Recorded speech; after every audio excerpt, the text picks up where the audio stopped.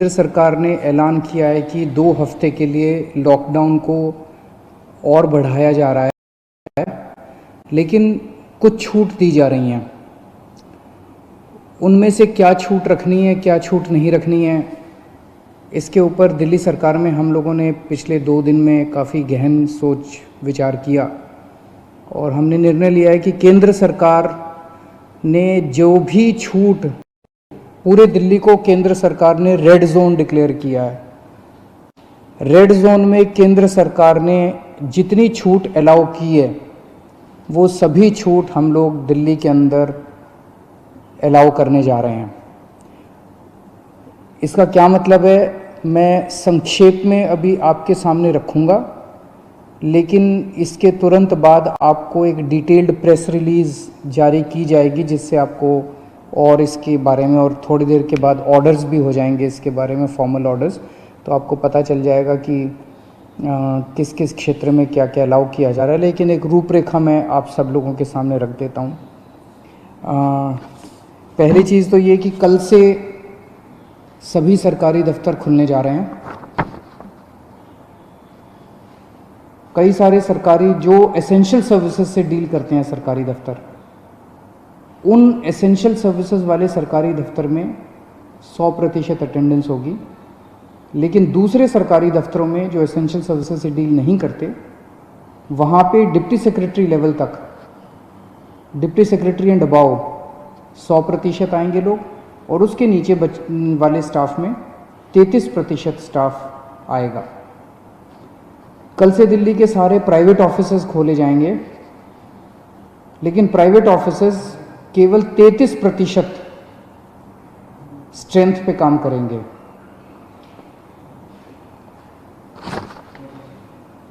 लेकिन जो चीज़ें इस वक्त अलाउ नहीं की जा रही, air travel, rail travel, metro बंद रहेंगी, और अंतर्राज्यीय बसें बंद रहेंगी। अंतर्राज्यीय बसें भी और विद इन दिल्ली भी, दिल्ली के अंदर भी बसें नहीं चलेंगी और एक स्टेट से दूसरे स्टेट की बसें भी नहीं चलेंगी। इस दौरान अगले 2 हफ्ते स्कूल बंद रहेंगे, कॉलेज बंद रहेंगे, जितनी भी शैक्षणिक शिक्षा से संबंधित संस्थाएं हैं वो सभी बंद रहेंगी। कोचिंग इंस्टीट्यूट्स बंद रहेंगे, सभी तरह के ट्रेनिंग इंस्टीट्यूट्स बंद रहेंगे। जो हॉस्पिटैलिटी सर्विसेज वाले हैं, सभी होटल, रेस्टोरेंट बंद रहेंगे, और जो ऐसे स्थान हैं जहाँ पे ज़्यादा पब्लिक गैदरिंग होती है, जैसे cinema hall, mall, gymnasium, sports complex, ये सभी बंद रहेंगे। सोशल, पॉलिटिकल, कल्चरल या किसी भी तरह की अन्य गैदरिंग वो बंद है, वो अलाउ नहीं की जाएंगी। जो धार्मिक संस्थान हैं वो सभी बंद रहेंगे। Cycle rickshaw, auto rickshaw, taxi, cab aggregators, ये सब बंद रहेंगे। नाई की दुकान, बार्बर शॉप्स, स्पास एंड सलून्स, ये भी बंद रहेंगे। शाम को 7 बजे से सुबह 7 बजे तक लोगों का बाहर निकलना बंद रहेगा, अनलेस आपको कोई एसेंशियल सर्विसेज के लिए बाहर निकलना हो, कोई ज़रूरी मेडिकल सर्विस है, इस तरह से कोई चीज़ के लिए जो निकलना हो तो अलग बात है, कोई बीमार हो जाए। अदरवाइज शाम को 7 बजे से सुबह 7 बजे तक निकलना बंद रहेगा। 65 साल से ऊपर की उम्र के जो लोग हैं, या जिन लोगों को कोमोर्बिडिटी है, कोई और बीमारी है, जैसे हार्ट की बीमारी है, डायबिटीज़ है, कैंसर है, सांस की बीमारी है, ऐसे लोगों को, जो गर्भवती महिलाएं हैं उनको, और जो बच्चे 10 साल से कम उम्र के हैं, इन लोगों को घर में रहना चाहिए। इन्हें घर में रहना होगा, क्योंकि इनको कोरोना ज़्यादा होता है, और अगर कोरोना हो जाए तो जानलेवा इनके लिए साबित हो सकता है। तो 4 किस्म के लोग हैं जिन्हें घर में रहना होगा, अनलेस कोई मेडिकल इमरजेंसी ना आ जाए। उसके अलावा उन्हें घर में रहना है। जो 65 साल से ऊपर की उम्र के हैं, जिनको कोई और बीमारी है, जो प्रेग्नेंट महिलाएं हैं और जो 10 साल से कम उम्र के बच्चे हैं। इसके अलावा जो सेल्फ एम्प्लॉयड लोग हैं, टेक्नीशियन हैं, प्लम्बर हैं, इलेक्ट्रिशियन हैं, मैकेनिक हैं, सफाई कर्मचारी हैं, जो हमारे घर में काम करने वाले बाई आती है, लॉन्ड्री है, धोबी है, प्रेस वाला है, इस तरह के जो सेल्फ एम्प्लॉयड लोग हैं, उन लोगों को काम करने की इजाज़त है। उनको सबको काम करने की इजाज़त दी जा रही है। इसके अलावा जितने मॉल्स हैं, जितने मार्केट कॉम्प्लेक्स हैं और जितने मार्केट हैं, जैसे कनॉट प्लेस है, करोल बाग है, खान मार्केट है, नेहरू प्लेस है, एट्सेट्रा एट्सेट्रा, ये बंद रहेंगे। लेकिन इन मार्केट्स के अंदर जो ज़रूरी सामान की चीज़ों की दुकानें हैं, एसेंशियल सर्विसेज की दुकानें हैं, वो सारी खुली रहेंगी। चाहे कोई मार्केट हो, चाहे मार्केट कॉम्प्लेक्स हो, ज़रूरी सामान की चीज़ें खुली रहेंगी और किताबों की स्टेशनरी की दुकानें खुली रहेंगी। लेकिन जो स्टैंड अलोन शॉप्स हैं, जो नेबरहुड कॉलोनी शॉप्स हैं और जो रेजिडेंशियल कॉम्प्लेक्स में शॉप्स हैं, वो सारी खुली रहेंगी। वो चाहे एसेंशियल आइटम्स की शॉप्स हों, चाहे नॉन एसेंशियल आइटम्स की शॉप्स हों, कोई भी शॉप्स हों। कई लोग मेरे पास कल से मैसेजेस, फ़ोन्स आ रहे हैं कि इस चीज़ की दुकान खुलेगी क्या, उस चीज़ की दुकान खुलेगी क्या, ये वाली दुकान खुल। तो मार्केट, मॉल और मार्केट कॉम्प्लेक्स बंद रहेंगे। Stand alone shops, neighbourhood colony shops और रेजिडेंशियल कॉम्प्लेक्सेस में जो दुकानें हैं, उनमें चाहे कोई भी सामान हो, किसी भी तरह का सामान हो, वो सारी दुकानें खुली रहेंगी। इसके अलावा प्रिंट एंड इलेक्ट्रॉनिक मीडिया खुला रहेगा। आईटी से रिलेटेड सर्विसेज की सभी ऑफिसेज खुले रहेंगे, कॉल सेंटर खुले रहेंगे, डेटा सेंटर्स खुले रहेंगे, वेयर हाउसिंग सर्विसेज खुले रहेंगे, कोल्ड स्टोरेज खुले रहेंगे, प्राइवेट सिक्योरिटी वाले और फैसिलिटी मैनेजमेंट सर्विसेज खुले रहेंगे। इसके अलावा सारे इंडस्ट्रियल एस्टेट खुले रहेंगे, जहाँ जहाँ एक्सेस कंट्रोल है। एक्सेस मतलब जो वहाँ पे अंदर जाने की, बाहर आने की, जहाँ जहाँ कंट्रोल है, तो लगभग सभी इंडस्ट्रियल एस्टेट खुले रहेंगे।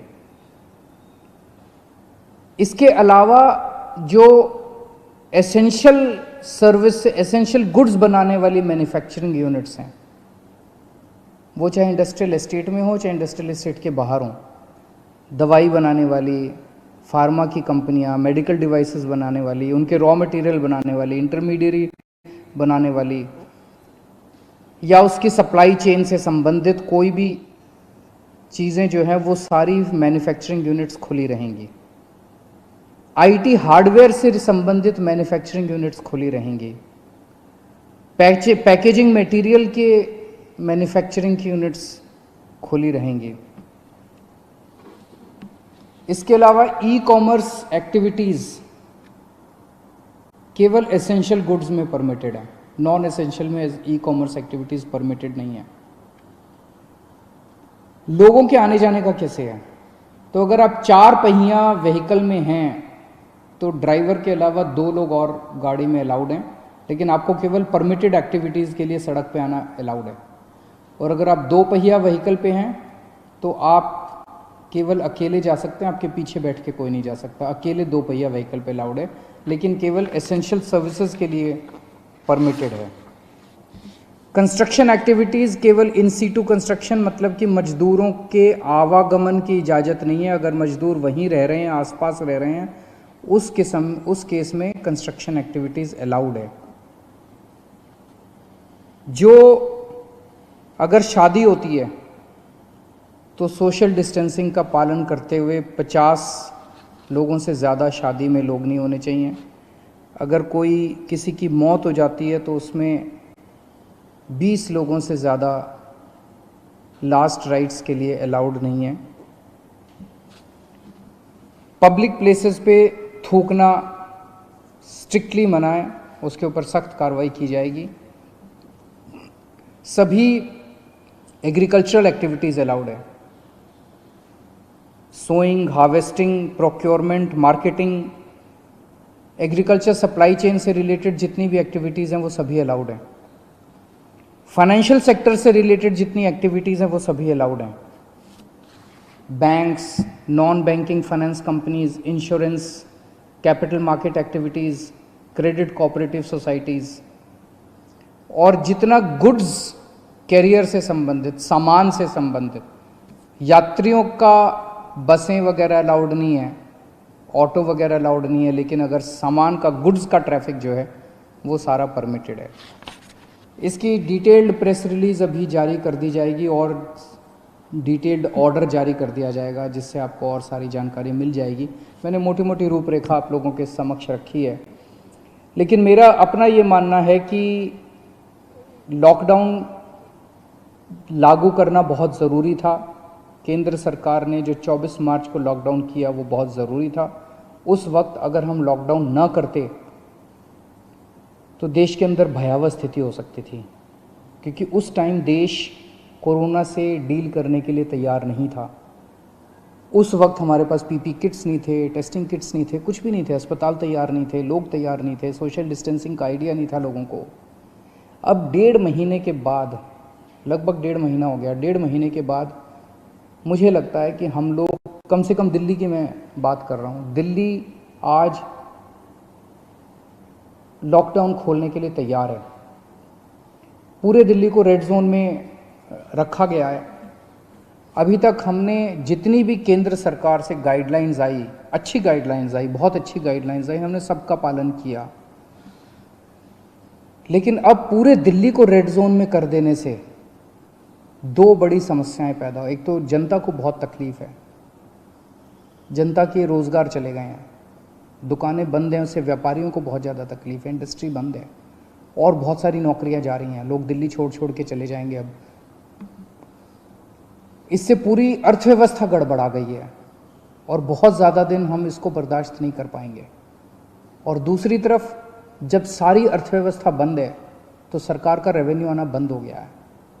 तनख्वाहें कहाँ से देंगे, सरकारें कैसे चलेंगी, बिल्कुल बंद हो गया सरकार का रेवेन्यू आना। पिछले महीने, अप्रैल के महीने में हर साल 3,500 करोड़ का रेवेन्यू आया करता था, इस बार केवल 300 करोड़ का रेवेन्यू आया है। इससे तो तनख्वाहें नहीं दी जा सकती, सरकार कैसे चलेगी। तो अब अर्थव्यवस्था का बड़ा संकट पैदा हो रहा है। तो मेरा अपना ये मानना है कि लॉकडाउन के पीरियड को हमें तैयारी करने के लिए, कोरोना की तैयारी करने के लिए इस्तेमाल करना चाहिए था, जिसका हमने भरपूर इस्तेमाल किया। ऐसा कभी नहीं हो सकता। अब कोरोना आ गया है, कोरोना रहेगा, कोरोना 0 हो जाएगा, कोरोना का एक भी पेशेंट नहीं होगा, आगे कोरोना कभी नहीं होगा, ऐसा हो ही नहीं सकता, पूरी दुनिया में नहीं हो रहा, ये संभव ही नहीं है। अब हमें कोरोना से जीने की, कोरोना के साथ जीने की तैयारी करनी पड़ेगी, इसकी आदत डालनी पड़ेगी, सरकारों को इसकी तैयारी करनी पड़ेगी, जनता को इसकी, हम सबको इसकी तैयारी करनी पड़ेगी, देश को इसकी तैयारी करनी पड़ेगी। आज दिल्ली इसके लिए तैयार है। हमने पर्याप्त उपाय कर लिए हैं, पर्याप्त व्यवस्थाएं कर ली हैं, अस्पतालों का इंतजाम कर लिया है, किट्स का इंतजाम कर लिया, सारी व्यवस्थाएं कर ली हैं। अगर लॉकडाउन पूरी तरह से दिल्ली में खोल दिया जाता है, हमने सुझाव दिया है केंद्र सरकार को कि जो जो कंटेनमेंट जोन हैं दिल्ली के अंदर, लगभग 97 कंटेनमेंट जोन्स बचे हैं, जो जो कंटेनमेंट जोन हैं उनको पूरी तरह से सील कर दिया जाए और बाकी दिल्ली को ग्रीन कर दिया जाए, बाकी दिल्ली के मार्केट खोल दिए जाएं। मार्केट में चाहे तो ऑड इवन कर दें, एक दिन ऑड दुकानें खुलेंगी, एक दिन इवन दुकानें खुलेंगी, लेकिन अब दिल्ली को खोलने का समय आ गया है। हम उसके लिए तैयार हैं, हम केंद्र सरकार से बात भी कर रहे हैं और हमें पूरी उम्मीद है कि जल्द दिल्ली के मार्केट भी खुलेंगे, अर्थव्यवस्था भी खुलेगी। ऐसा होने से थोड़े केस बढ़ेंगे, लेकिन जो केस बढ़ेंगे उससे निपटने के लिए हम तैयार हैं। हमारा इस वक्त सबसे बड़ा 2 मकसद हैं। पहला मकसद है कि किस तरह से दिल्ली के अंदर कोरोना से होने वाली डेथ्स को कम किया जाए, और हम अभी तक काफ़ी कम करने में सक्षम रहे हैं, सफल रहे हैं। और दूसरा है कि कोरोना को कैसे फैलने से रोका जाए। वो बहुत ज़्यादा टेस्ट कर रहे हैं हम लोग, ताकि हमें पता चल सके कौन बीमार है, उसको इलाज करें और उसको ठीक करके उसके घर भेजें। तो मैं उम्मीद करता हूँ कि हम लोग आगे केंद्र सरकार को भी मनाने में सफल होंगे, और ये लॉकडाउन का पीरियड जो है, इसमें जो जो रिलैक्सेशंस दिए गए हैं, इन रिलैक्सेशंस से आप लोगों को सबको फ़ायदा होगा। बहुत बहुत शुक्रिया।